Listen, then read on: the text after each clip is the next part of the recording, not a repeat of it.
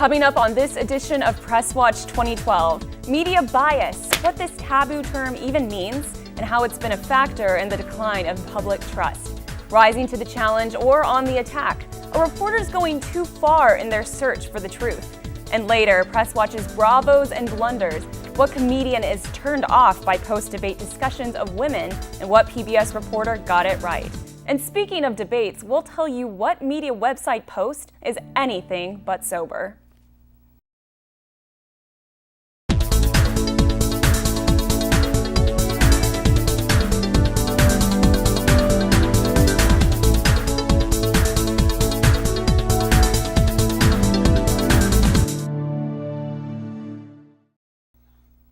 Welcome to Press Watch 2012. I'm Rachel Morse. Press Watch is a production of the Mass Communications Department at Oklahoma City University, made possible by the Ethics and Excellence in Journalism Foundation.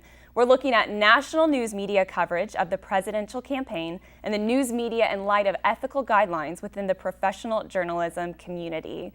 Still with us, we are fortunate to have Dr. Robin Myers, thank you so much for sticking around, Professor of Rhetoric at OCU, as well as Mr. Michael Dean, Public Relations Director for the Oklahoma Historical Society. Thank you both so much for staying with us. We're excited about this next topic that we're going to go into. We were just talking about cable, and on cable we have a lot of opinions going on, but we also have straight news. So what we kind of want to distinguish between is when reporters are challenging the people that they're interviewing and when it's kind of turning into attack. So our first clip, we have Soledad O'Brien and former, we've got Giuliani too on talking points on CNN. So I want to go ahead and play this clip and just kind of get y'all's reaction from it. He's even saying that after weeks it would be even talking about weapons of mass destruction. It took years before they were even able, and they still don't have the right answer, that by jumping on so quickly and expecting sort of accurate final answers within weeks is I guess unfair in a way. This is what? Well, I'm saying we're going to blame this on Bush too. We're going to blame. In other words, you got to stop putting words in my mouth, sir. Okay. Seriously, hang on. Let me finish. Because every time I ask you a question, I want to answer the question. I'm going, and let me finish my point. Every time I ask you a question, you like to push back as if somehow the question that's being posed to you is unfair. It's not. I'm a journalist. You said some things. I'm trying to get some accurate responses from you. You are welcome to answer. Go ahead. Well, yeah. And what was his answer?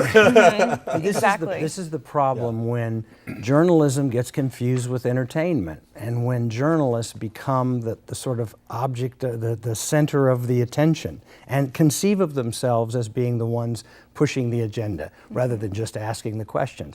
I really thought, irregardless of what one thinks about these two people or the position of the issue being discussed, I thought she was sort of over the top in the way she asked it. She should have just asked the question and let him answer. Absolutely. And clearly she was angry because she was trying to ask a question that she didn't feel was being addressed. And Mr. Dean, where could she have gone right in this situation? What would have been a better response?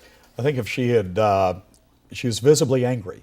If she had been able to control her emotions and phrase a question less confrontational, she may have been able to get the answer from Mayor Giuliani that she was looking for. And I kind of wonder, does that not go back to the Mike Wallace days on 60 Minutes when he would do what was called ambush journalism?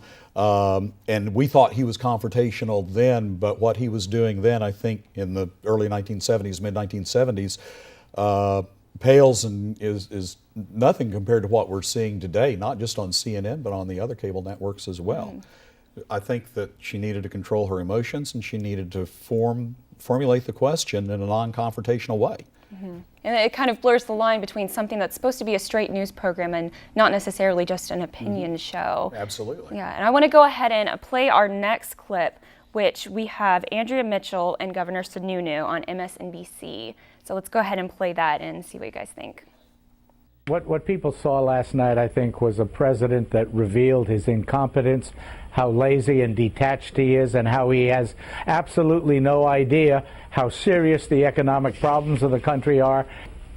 Governor, I want to give you a chance to maybe take it back. Did you really mean to call Barack Obama, the President of the United States, lazy? Yes. I think you saw him admit it the night before when he delivered the pizzas. He said, you know, they're making me do this work. He didn't want to prepare for this debate. He's lazy and disengaged. I think that there certainly was a performance issue there, and whether or not he was in his best form last night, a lot of people are questioning that. Just the one-on-one against Mitt Romney turned in a very strong performance. But I think to call the president lazy and disengaged is another whole question. I saw you both smiling at that one, too. That's a really interesting clip, because I think she asked an appropriate follow-up question. She said, did you mean to call the President of the United States lazy, or were you talking about his performance, not him personally? He went on and said, yes, I meant to call him lazy. What I think she should have done at that point is say, I think that comment speaks for itself, or we'll leave it at that. But she then launched into a defense, a kind of angry defense, and that's where I think journalists step over the line. They ought to let the people they're talking to indict themselves if they're going to do that. Well, I want to go ahead and go to our blunder for this for this show. This is my favorite thing to look at. Okay, so CNN, professional news site. After there have been a lot of drinking games, this is true of just about anything now in today's culture, a lot of drinking games have been trending and going around. Well, CNN decided that they wanted to go ahead and go with it. So for the second presidential debate, they posted up on their website an official CNN drinking game.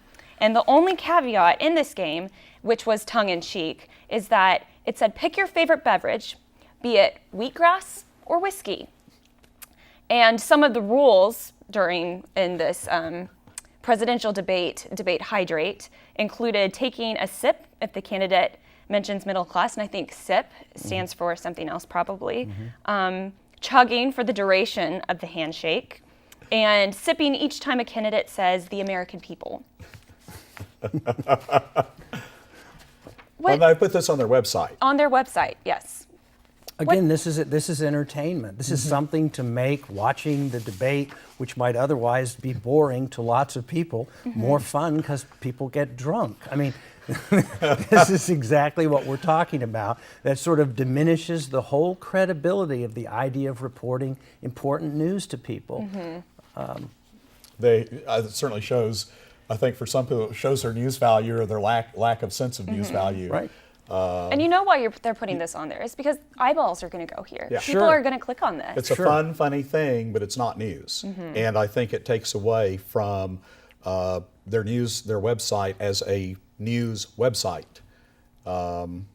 That would belong on the Lost Ogle. Well, yeah. Why would we think the ratings for news are going down when we look at this? Yeah, exactly. We should know why they're going down. Exactly. Yes, and then asking, what do you remember from the debate? Right. I can't remember anything from the debate because I took too many sips every time. Too many middle sips. class Too many was mentioned. my wheatgrass was just too much for me. Right. Where do you draw the line? If news networks are starting to post things like drinking games on their websites, where does it end? Well, I'm not sure I want to know where it ends. I don't know, but I think as consumers we have the ultimate power to switch to a more legitimate source of news. And until the ratings change, I mean, we are all consumers. So we all encourage the wrong behavior by consuming the wrong behavior. So ultimately we have to make these decisions as consumers of news and just turn it off if it's gotten silly. That's how you affect change in the broadcast industry or any other kind of industry. Is if you don't buy the product's going to go away. Right. The manufacturer is going to figure out that this is the wrong thing to do. In the case of CNN or the case of the broadcast networks, they'll figure out at some point people are not watching their shows, people are not going to their websites. Right. And so something needs to give. And we all say we hate negative ads. You ask anybody on the street, what do you think of all these negative ads? Oh, they're terrible. You know why there's so many negative ads? Because they work. And they remember them, and they know which ones are terrible because they can tell you what. So as long as the drinking game is working, I suppose we'll have the drinking game. Exactly. Yeah. It's a sad reality, but it is a reality that we have to live with. Well, I want to thank you both so much for coming on the show today. We had a great show. Thank you both so much for your expertise and being willing to talk to us today. That's it for this episode of Press Watch. Thank you both to our guests for coming today and joining us on the show. Press Watch is a production of Oklahoma City University in partnership with the Ethics and Excellence in Journalism Foundation. We'll do this again next week. See you then.